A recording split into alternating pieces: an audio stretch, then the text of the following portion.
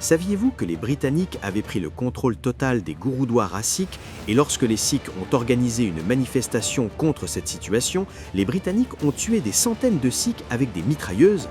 Ce n'est pas une métaphore ou une exagération, c'est un épisode réel et douloureux de la lutte pour la liberté de l'Inde, un sujet que la plupart des gens n'ont jamais étudié correctement. Pour comprendre cette tragédie, il faut retourner au Pendjab en 1923. L'histoire commença en 1923. Raja Ripudaman Singh de Nabad, dans la province du Pendjab, était un fervent partisan du mouvement sikh.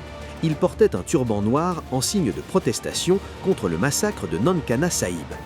Incapables de tolérer son nationalisme, les Britanniques le destituèrent du trône le 9 juillet 1923.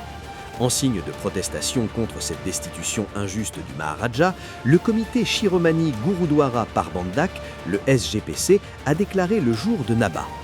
Des rassemblements religieux, des Nagar Kirtans et des réunions de prière ont eu lieu dans chaque village dans le cadre de la protestation.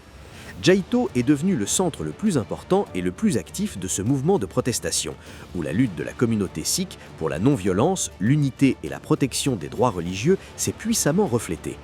Initialement, de petits groupes de 25 personnes ont été envoyés. Mais comme cela n'a donné aucun résultat, le SGPC a décidé d'envoyer un groupe plus important de 500 personnes. Ce groupe commença sa marche le 9 février 1924. Non seulement les hommes, mais aussi les femmes et les enfants ont participé activement à ce mouvement. Le mouvement a été complété par les mères et les sœurs qui ont fourni du langar et une assistance médicale. Le 21 février, l'administration britannique bloqua la route vers Jaito. Des barbelés ont été érigés et des mitrailleuses ont été installées. À seulement 150 pieds de Jaito, un officier britannique a crié « Arrêtez ou nous tirerons !» Mais les Sikhs n'ont pas arrêté leur marche pacifique. Une mère a continué à marcher avec son enfant dans ses bras. Bien que l'enfant ait perdu la vie lors du tir, la mère est restée intrépide. Les Britanniques terrifiés ont alors commencé à tirer sans discrimination. En seulement 5 minutes, plus d'une centaine de personnes ont été martyrisées et près de 300 ont été blessés. Pourtant, les Sikhs sont restés fermes dans leur mouvement.